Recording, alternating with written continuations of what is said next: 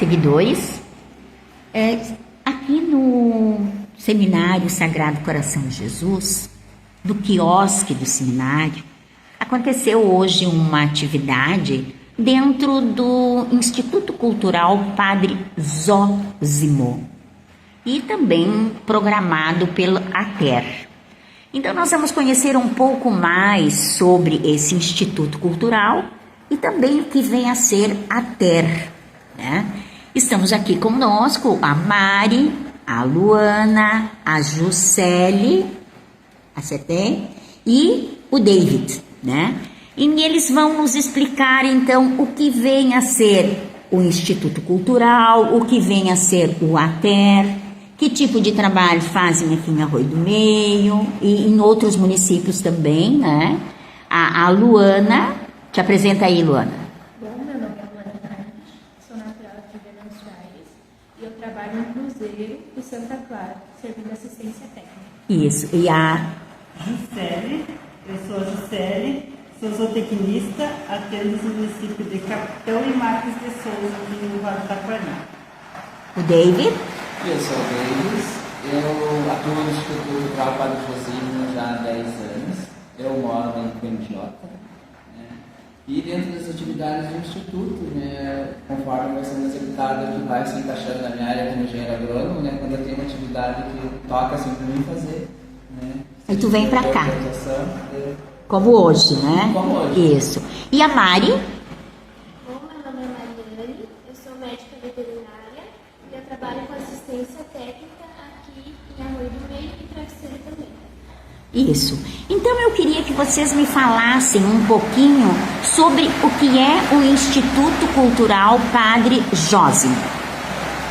O Instituto Cultural Padre Josimo já tem mais de 20 anos de atuação e o Instituto ele atua junto basicamente aos agricultores e agricultoras camponesas, né?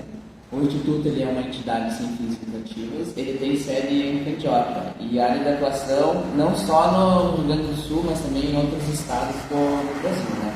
O Instituto ele é uma organização que ele está dentro do MPA, do Movimento dos Pequenos Agricultores, né? O MPA ele já tem atuação também no nível nacional. Então o Instituto é como se fosse, né, ali dentro do MPA, né, um braço do MPA, né, dessa organização. E o que é dentro do Instituto, o que é o ATER, como é que vocês chamam? Quem fala sobre isso? O ATER é um projeto de assistência técnica e extensão rural, no qual a gente executa as atividades juntamente com os agricultores e agricultoras das regiões nos quais os municípios a gente atende. No caso aqui do Vale do Taquari, a gente está atendendo alguns municípios e também no Vale do Caí. Ao todo aqui no Vale do Taquari são 350 famílias e no Vale do Caí são mais 350 famílias. Então o projeto está atendendo hoje 700 famílias. Eu queria que uma das meninas explicasse exatamente como funcionam esses projetos. Esse projeto do ATER aqui no Vale do Taquari, ele veio para cá através do Instituto do MPA por conta das enchentes. Começou lá nas enchentes, o MPA ele veio para cá, né, junto com o Instituto, ajudar e ele fez aquele programa das sementes da solidariedade. Isso aconteceu aqui. Daí ele observou que aqui no Vale precisava, né, ter uma assistência técnica e então ele acessou o programa do governo, que seria a ANATER, que disponibilizou o edital. Aí ele fez o edital e ganhou a chamada pública para trabalhar com a ATER, que é Assistência Técnica e Extensão Rural. Então aqui ao todo são 10 municípios que são atendidos, né, que são 350 famílias. E tem mais um lote do Vale do Rio Pardo, que são mais 350 famílias atendidas lá. E o que exatamente vocês fazem? Vamos tomar, por exemplo, aqui o município de Arroio do Meio. O que exatamente se fez aqui em Arroio do Meio, o que se fez em Capitão, Santa Clara, né? O que se fez exatamente? Então, aqui em Arroio do Meio e Travesseiro, sou eu que atendo os dois municípios, eu faço a assistência técnica para produtores rurais. região bem diversificada. Tem produtor de leite, tem produtor orgânico, produtor que trabalha com os dois, orgânicos e produção de leite, produção de suínos, tem animais, só horta, né? Tem uma grande variedade.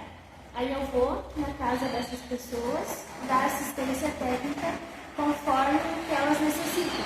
Se elas necessitam de assistência técnica no leite, eu vou auxiliar elas no leite. Se elas necessitam de assistência técnica na parte dos orgânicos, hortaliças, né?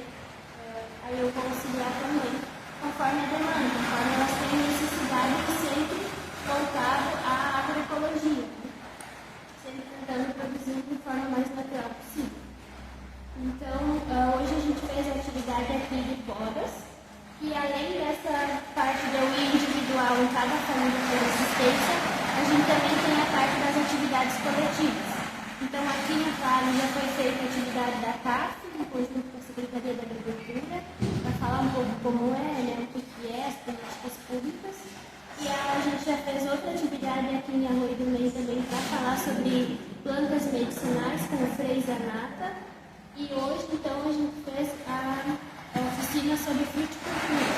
Foi aproveitamento de frutas, né, laranja, bergamota, limão, na parte da manhã, e na parte da tarde, a parte das podas, né, fruticultura, com o Davis. Então, é tudo conforme as minhas visitas individuais, conforme a necessidade deles. Se eles têm necessidade de aprender mais sobre podas, então a gente tenta fazer uma oficina para eles aprenderem mais sobre as necessidades que eles têm.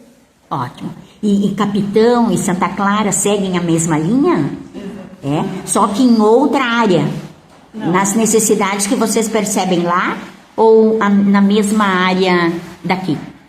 Não, é que cada município muda de um para o outro, né?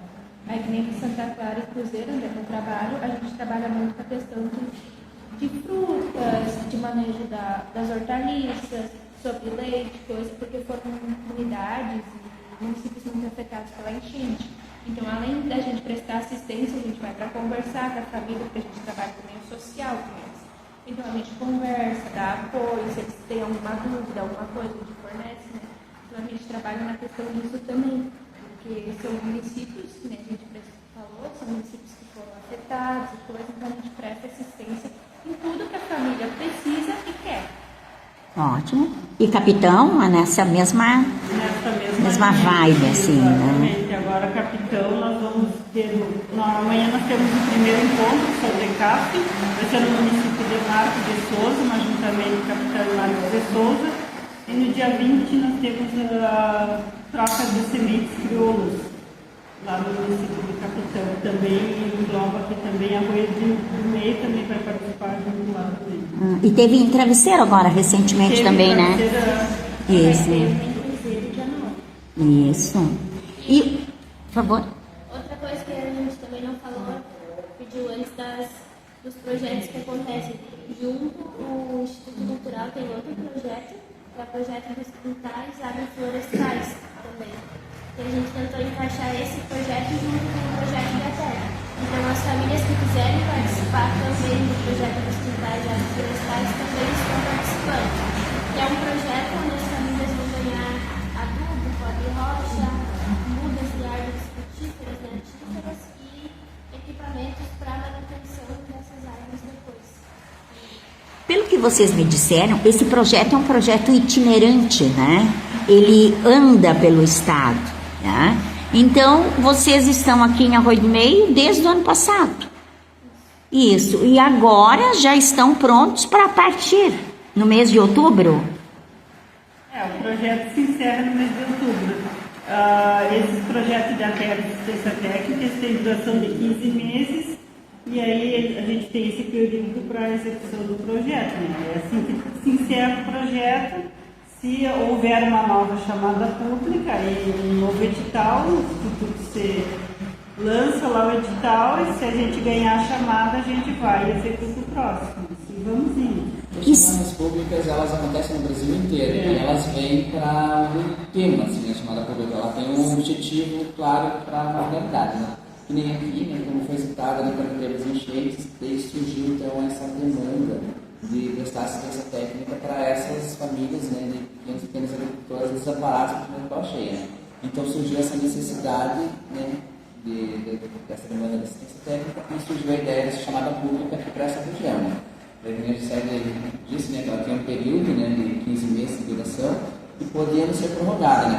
Em outras regiões do estado, em outras regiões do Brasil, elas também acontecem as chamadas públicas, todas elas são pelo Ministério do Desenvolvimento Agrário e elas têm esse tema, assim, gerador. Né? Aqui, até há pouco, nós executamos uma chamada pública na região do bioma Pampa e o tema gerador foi a água, né? Para as famílias terem água para a produção, água para beber, água para viver. Né? Então, o tema gerador não era a água, e o tema gerador foi isso, essa reconstrução, né? E a Mariana falou ali que tem a questão dos hospitais agroforestais, tá? Para as famílias terem um aval, né, desde o começo. Né? Mas caso o município queira e peça, vocês podem permanecer mais tempo? Sim. Ou não? Uhum. Tipo assim, o município gostou muito do trabalho do grupo ou da profissional e quer que ela continue. Isso é possível? As chamadas públicas, elas são através do governo federal, né? As chamadas públicas do governo federal. Então, nesse caso exclusivo da chamada pública, quem poderia prorrogar a chamada pública é só o governo federal. Só o governo federal. Aí seria uma parceria, poderia acontecer sim com o município. A gente já tem diversos casos, a gente tem parcerias com outros municípios, a gente realiza atividades no meio rural também. Tem bastante coisa interessante também acontecendo nesse sentido. Isso. E meninas, assim, para encerrarmos, como vocês avaliam esse trabalho? Como vocês avaliam a região aqui do Vale, tendo em vista que eu presumo que vocês já andaram bastante, né, por esse estado, né, ou pelo Brasil, né? E como vocês avaliam essa questão aqui do Vale do Taquari? Cada uma, assim, no seu município, como é que vocês avaliam? Eu acho importante o projeto porque, pelo que eu conversei com muitos produtores, muitos estão desamparados, não tem nenhum tipo de assistência técnica, né, no meio rural, e eles necessitam desse apoio, desse incentivo para os nossos agricultores, né, que a maioria das vezes não recebem apoio nenhum e eles estão precisando de incentivo, principalmente nessa reconstrução agora, como eles perderam tudo, né? Eles precisam reconstruir para continuar no interior, né? Porque muitos acabaram abandonando por falta de incentivo. Isso.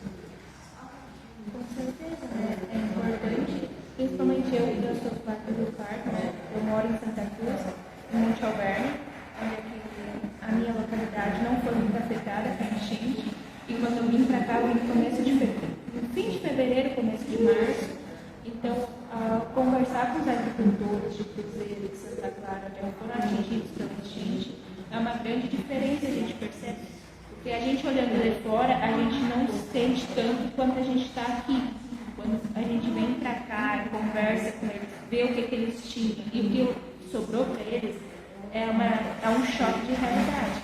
Então, com certeza, na minha formação, a gente sempre tenta ajudar o máximo possível, não o melhor. Então, foi tanto para mim, que está sendo aprendizado, quanto para eles, eu acho. E com certeza é muito importante, principalmente na assistência técnica e o apoio social que a gente fornece. Para eles, tem muitos que não recebem assistência de nenhum lado.